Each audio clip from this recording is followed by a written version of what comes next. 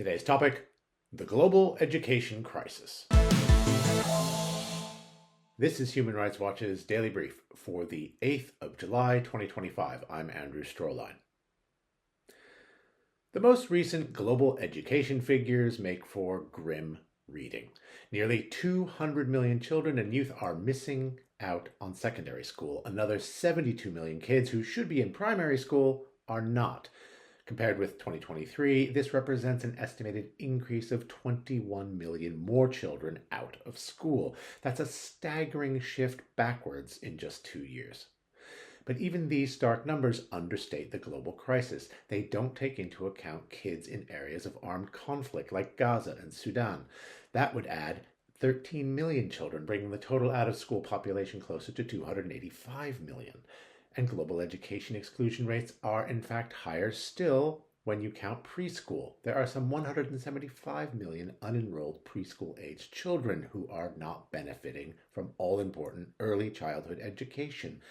The total numbers are dizzying. Hundreds of millions of children are not in education as they should be.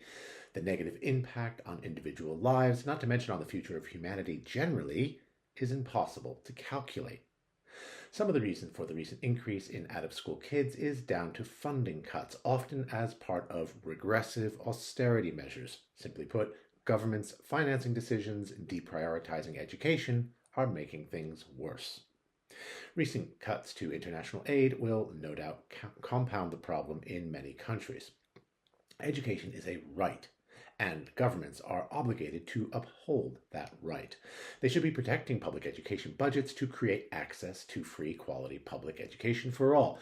There is an internationally agreed benchmark for government spending on education, by the way. It's at least 4 to 6% of gross domestic product and or at least 15 to 20% of total public expenditure. That doesn't seem unreasonable considering it's an investment in the country's future. Last week in Sevilla, Spain, governments gathered at the 4th International Conference on Financing for Development. There they signed a pledge to support adequate financing to ensure inclusive, equitable, and quality education for all. It's a welcome promise. Now, to deal with the global education crisis, they need to put it into action.